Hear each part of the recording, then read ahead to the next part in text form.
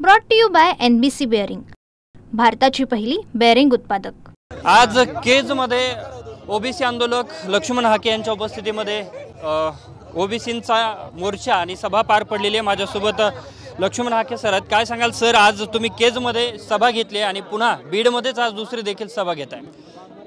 आज केजमधला हा एल्गार मोर्चा पार पडलेला आहे आणि संध्याकाळी वडगाव ढोक गेवराई तालुक्यातल्या वडगाव ढोक गावामध्ये होतोय आणि पुढे आमच्या जवळजवळ 100 सभा या महाराष्ट्रामध्ये होतील आणि त्या दरम्यान आम्ही मुंबईला मेळावा घेण्याचं आम्ही जाहीर करू आणि महाराष्ट्रामधला हा जो GR आहे गव्हर्नमेंट रिझोल्यूशन हा जोपर्यंत रद्द करणार नाही हे शासन तोपर्यंत हा ओबीसीचा मेळावा आणि एल्गार मोर्चा महाराष्ट्रामध्ये चालू राहील।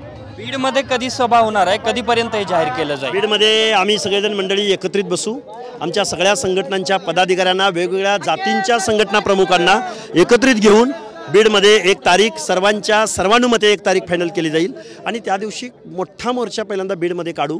आत्ता आमच्याकडं नांदेडला जिल्ह्याला मोठा मोर्चा होतोय, आमचा लातूरला मोठ्या मोर्चाचं नियोजन आहे, पंढरपूरला आहे, सोलापूरला आहे, बारामतीला झालेला आहे, आमचा फलटण किंवा लोणंद या ठिकाणी मोठा मोर्चा सातारा जिल्ह्याच्या वतीनं होतोय।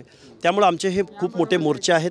आम्ही संपूर्ण महाराष्ट्र पहिल्यांदा पिंजून काढू आणि मग मुंबईला आम्ही ज्यावेळी जाऊ त्यावेळी मुंबईमधला एकही रस्ता हा रिकामा असणार नाही आणि मग महाराष्ट्राची 50-60% ओबीसी जनता ज्या दिवशी मुंबईकडे निघेल त्यावेळी पिवळं वादळ समतेचं निळं पिवळं वादळ किंवा आमच्या 18 पगड जातींचा हा जो एल्गार आहे तो मुंबईकडे जाईल आणि डॉक्टर बाबासाहेब आंबेडकरांच्या संविधानाला डॉक्टर बाबासाहेब आंबेडकरांना विनम्र अभिवादन करेल आणि बहुजन जर रस्त्यावर उतरला तर मग काय होतं हे इथल्या आम्ही सत्ताधाऱ्यांना, आमदारांना, खासदारांना दाखवून देऊ।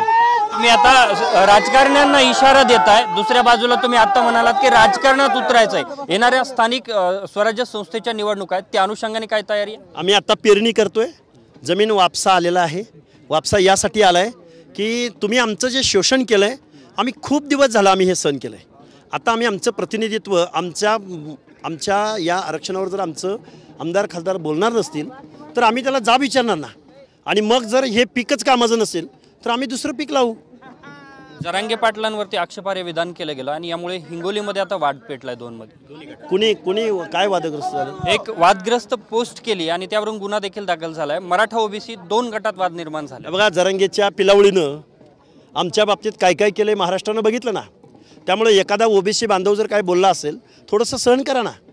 हां, ओबीसी बांधवांचं एवढं शोषण इथल्या व्यवस्थेने केलं आणि आता परत तुम्ही हाणमार करणार, ठोकून काढू म्हणणार। कोण फोंडरे नावाचा माणूस, अरे तू कधी मुंगी मारली का तुझ्या आयुष्यात? तू लक्ष्मण हाकेला ठोकून काढायची भाषा करतो। तू ये कधीतरी इकडं बारामतीकडं किंवा इकडं पश्चिम महाराष्ट्रात ये, नाहीतर मराठवाड्यात ये, आम्ही तयार आहोत। वेळ सांग, दिनांक सांग, तारीख सांग। परळीतल्या गँगने हे पिल्लू सोडले असं तुम्हाला जरांगे पाटील?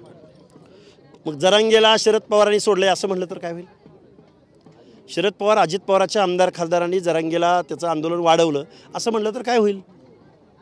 गोपीचंद पडळकरांनी एक वक्तव्य केलं आहे जयंत पाटलांच्या संदर्भात वादग्रस्त, त्याकडे कसं बघता? खरं तर तो प्रश्न त्या दोघांनाच विचारा तुम्ही। आत्ता आमची ओबीसीची लढाई सुरू आहे, ओबीसी बांधव एकत्रित येतोय, हक्क आणि अधिकाराची लढाई आम्ही मोठ्या नेटानं लढतोय आणि पार्श्वभागात लाकडं सारण्याची भाषा करणाऱ्या जरांगेच्या भाषेवर पण कधीतरी विचारविमर्श झाला पाहिजे। धन्यवाद। आपल्यासोबत होते लक्ष्मण हाके आणि ज्यांनी आता बीडमध्ये सभा घेतलेली आहे। केजमध्ये सभा झाली आणि केजमधल्या या सभेच्या नंतर आता ते गेवराईमध्ये देखील सभा घेणार आहेत। कॅमेरामन हर्षल निकमसह मी Ashok Kalkute, TV9 Marathi, Beed. Brought to you by NBC bearing, भारताची पहिली बेअरिंग उत्पादक।